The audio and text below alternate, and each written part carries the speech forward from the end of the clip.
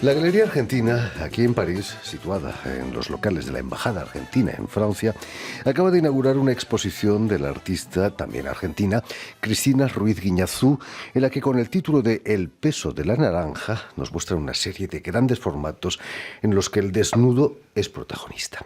Y precisamente para hablarnos de esta exposición y de su trayectoria en el mundo de la pintura, Cristina Ruiz Guiñazú ha sido tan amable de venir hasta nuestros estudios. Buenas tardes, Cristina. Bueno, gracias, Jordi. Es un placer enorme venir. No, el placer es nuestro, sobre todo una vez más. Repites. Permíteme, Cristina, que explique antes que nada que has nacido en la localidad argentina de Malargüe, en la provincia de Mendoza, en plenos Andes. ¿Es cierto que acompañabas a tu padre a las montañas, a la cordillera? Sí. Mi Qué papá, frío, ¿no? era divina, fue divina esa época. Bueno, como toda la infancia de uno, me imagino. No, pero fue divina porque mi papá era odontólogo, uno de los primeros, pionero ahí en ese pueblo tan chiquito en la época, que hoy se transformó en una ciudad increíble. Y yo la acompañaba a la cordillera, bueno, los hijos, ¿no? Nos llevaba a la cordillera porque iba a curar, hacía odontología social, iba a la cordillera a curar los puesteros y los hijitos de los puesteros y qué sé yo, era muy bonito. Y a los 10 años, tu familia y tú os mudáis a Córdoba, donde vas a estudiar más tarde Bellas Artes. ¿Fue difícil dejar las montañas para instalarse en una gran ciudad como Córdoba? Cuando uno es niño, uno acepta acepta la vida como viene, no se plantea si es duro, si no es duro. No, uno sigue el curso de la vida con su mamá y su papá. Y fue lindo llegar a Córdoba también y crear una nueva vida ahí. Cuéntanos, allí vas a estudiar Bellas Artes. ¿Qué es lo que te lleva a Bellas Artes? Yo creo que desde chiquita me gustó dibujar. Y me gustó dibujar y fue mi primera elección. Yo terminé mi escuela secundaria y entré en Bellas Artes en Córdoba. Quizás la belleza de los paisajes de tu infancia te sensibilizaron a la belleza del arte, ¿o no? No, sabes que eso vino mucho más tarde. Eso vino inclusive adulta, porque yo no volví a Malargüe durante muchísimos años. Volví adulta y hace pocos años quise hacer un viaje con mi marido, mis hijos, mis hermanos, a ver el lugar donde habíamos nacido, porque sabíamos que ese pueblo se había transformado en una ciudad con mucha riqueza y con un aeropuerto y con unas, como está en plena montaña, con unas estaciones de esquí muy importantes, casi las más importantes del país y todo eso, ¿no? Otra cosa, ¿no? Otro mundo. Y bueno, quisimos ir a descubrir y ver esto y fuimos, inclusive está la casita donde nací y todo, era precioso. Y recorrimos todos esos paisajes y yo me dije, ¿cómo no me di cuenta antes? Uno de chico todo le parece normal, ¿no? Natural. Es como vivir en París y uno ve la Tour Eiffel todos los días y es casi como normal. Y cuando uno la ve con los ojos del turista, dice, pues esto es una maravilla absoluta, pero ¿cómo, no? ¿Y dónde vivo, no? Allí en Córdoba, Cristina, te va a tocar vivir el Cordobazo, una verdadera insurrección contra la dictadura. Sí. ¿Cómo vivís esos graves incidentes, no? Era joven y los viví estando en la escuela. Digamos que yo no estaba demasiado interesada en la política, sabía que pasaban cosas, pero lo veía medio, no sé, con una óptica diferente. Yo estaba en el lado del mundo joven, y el mundo joven que tenía ideas y que tenía nuevas ideas y que quería cambiar el mundo. Y bueno, y me encontró en eso. Y Van a cerrar incluso la universidad. sí, después de esa insurrección, como vos bien decís, la escuela se cerró. Hay quienes me dicen ahora que no se cerró, pero para mí esa escuela se cerró y se cerraron todas las escuelas de libres pensadores, la escuela de periodismo, la escuela de bellas artes, la escuela de música, la escuela de teatro, la escuela de la facultad de filosofía, me acuerdo, de letras, y que habían quedado solo medicina, las ciencias, habían quedado abiertas. Y yo en ese momento quise irme y me fui a vivir a Mendoza, donde tengo gran parte de mi familia paterna, que es originaria de Mendoza. Allí en Mendoza vas a estudiar francés, ¿no? Y en Mendoza llegué en un momento del año en que no tenía acceso, no tenía los contactos y no tenía el acceso, no podía entrar en Bellas Artes porque las clases estaban comenzadas y qué sé yo.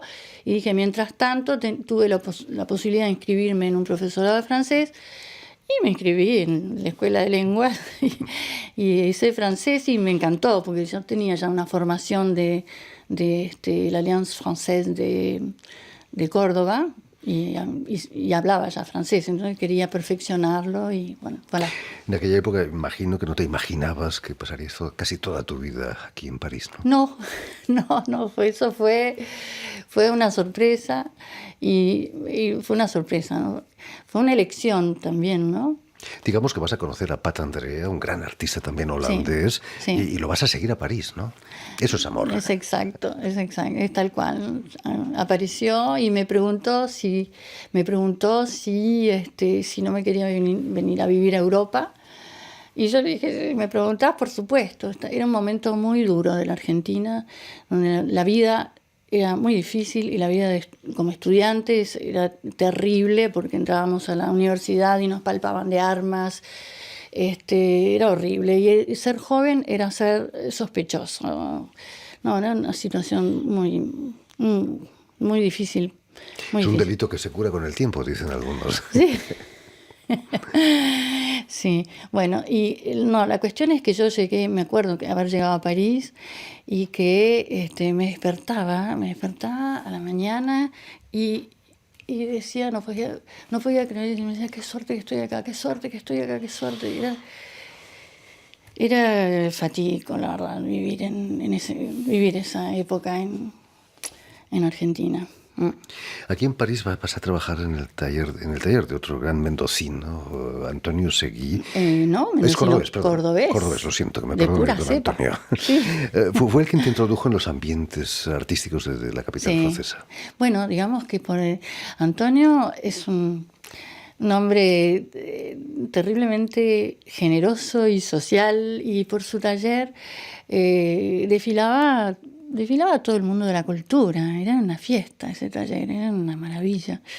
Y de alguna manera él me protegió mucho, me ayudó muchísimo, me protegió, no sé, y en su taller yo conocí todo este mundo y toda esta gente y pude colaborar un poco con su trabajo, con sus cosas, y bueno, fue para mí una gran introducción. Y también a mi marido. Por supuesto. ¿Quién consideras mejor mentor para tu carrera artística? ¿Tu marido, Pat Andrea o Antonio Seguí?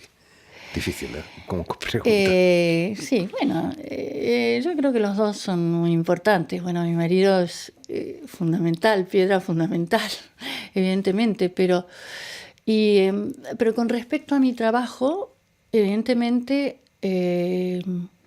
sí, claro, yo he mirado mucho y su figuración y su realismo en la pintura me ha fascinado siempre, ¿no? Y como que yo quise hacer figuración toda mi vida. Yo quise hacer, cuando era chiquita, yo coleccionaba, me gustaban varias cosas en la vida. Una era el arte, evidentemente, y yo coleccionaba figuritas, ¿no? Como los chicos, tenía los cuadernos de figuritas. Mis cuadernos de figuritas eran con imágenes de la pintura del Renacimiento. Y mi sueño era llegar a pintar como ellos. Pero bueno. Vasto programa, como decía De Gaulle. Sí. Volviendo a la exposición que acabas de inaugurar aquí en la Galería Argentina de París, El peso de la naranja, el desnudo es protagonista, es una referencia a toda la historia del arte, a esas figuritas que recortabas de pequeña. El desnudo, digamos, el desnudo aparece, a ver, ¿cómo? Lo que pasa es que el desnudo se ha trabajado en toda la historia del arte. El hombre ha querido representarse a sí mismo desde siempre, desde la prehistoria, ¿no? Yo hablo siempre de las pequeñas... Las vírgenes neolíticas.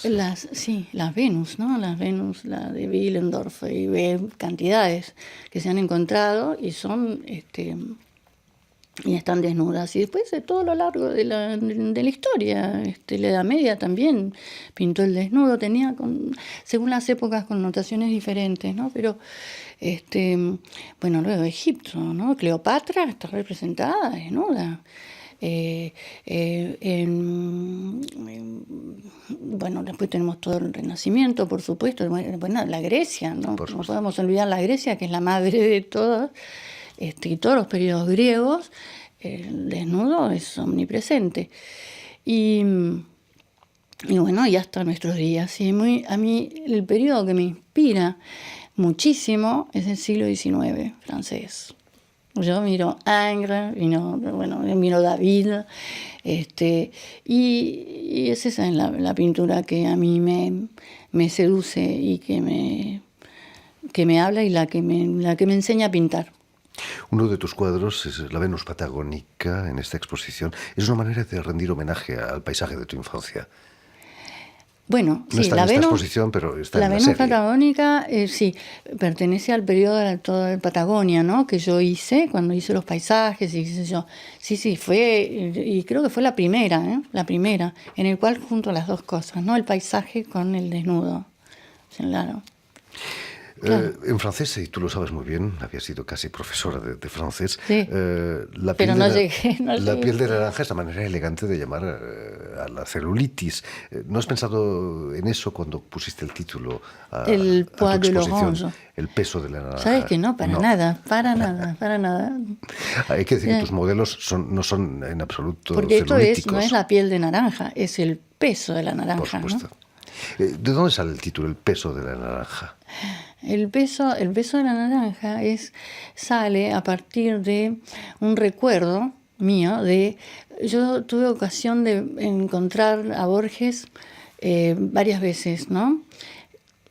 Es un privilegio total.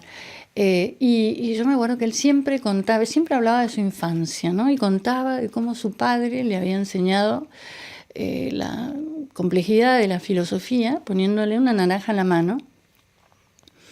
Y le preguntaba, ahora decime, ¿dónde está? ¿Cuál es el color de la naranja? El color de la naranja, bueno, él era ciego, ¿no? Pero tenía recuerdos, porque de pequeño había visto algo.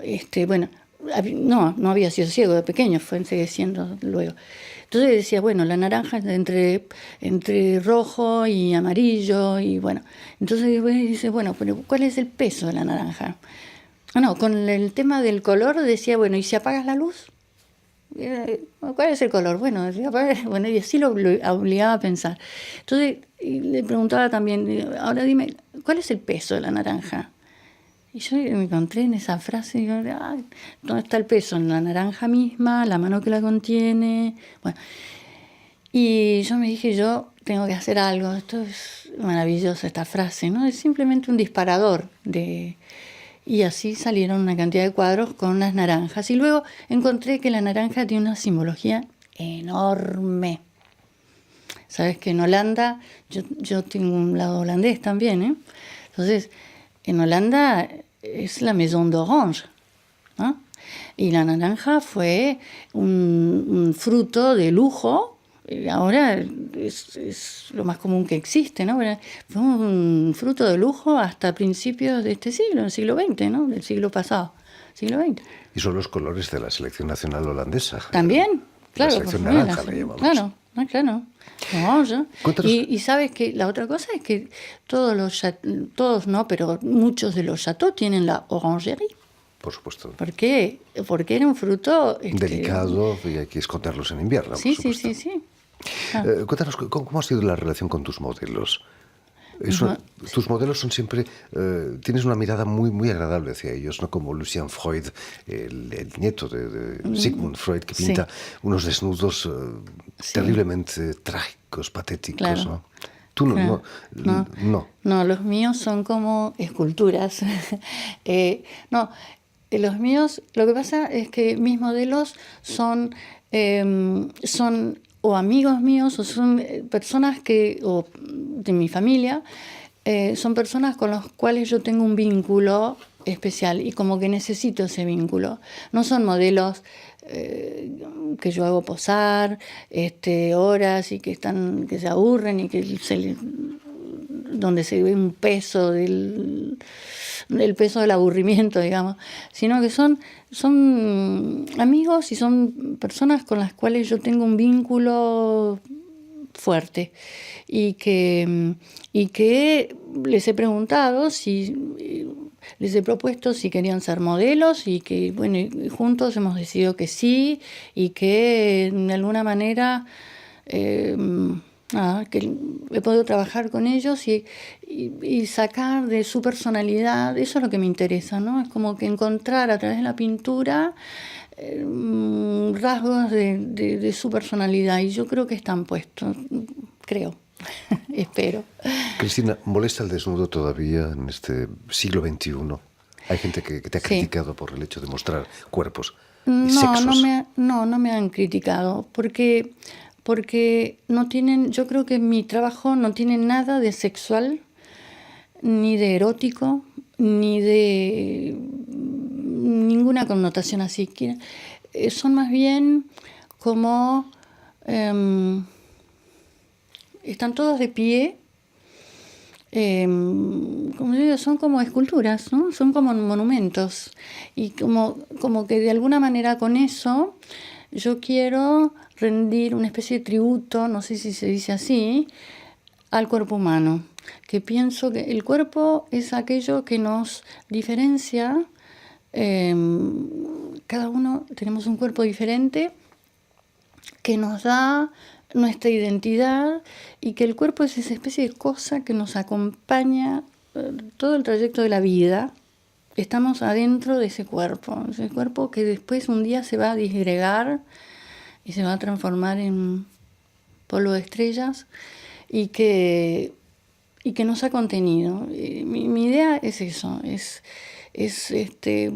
con infinito respeto tratarlo, pintarlo y rendirle tributo, no sé. Es un homenaje al cuerpo. A nuestra catedral, como decía alguien. Nuestra catedral, exacto. Esa es la idea. Pues ya lo saben, tienen hasta el 15 de diciembre para visitar la exposición de Cristina Ruiz Guiñazú en la Galería Argentina aquí en París. Y si quieres volver a escuchar íntegramente esta emisión o incluso verla en vídeo, lo puedes hacer en nuestra página web RFI en español, en YouTube, naturalmente, o en la página Facebook de la emisión El Invitado de RFI. Sobre todo, permíteme saludar también a Guillaume Buffet, que ha estado detrás de los cristales a cargo de la realización de esta emisión. Gracias de nuevo, Cristina, y mucho éxito con esta exposición. Bueno, ¿puedo decir una última cosita? Supuesto. Quiero agradecer especialmente a la Embajada Argentina, que ha puesto muchísima energía, me ha ayudado enormemente y me ha tratado maravillosamente con esta exposición. Y que creo que es así con todas. Y la saludo porque realmente es un lugar de defensa de la cultura maravillosa. Ahí queda dicho. Mucho éxito, Cristina.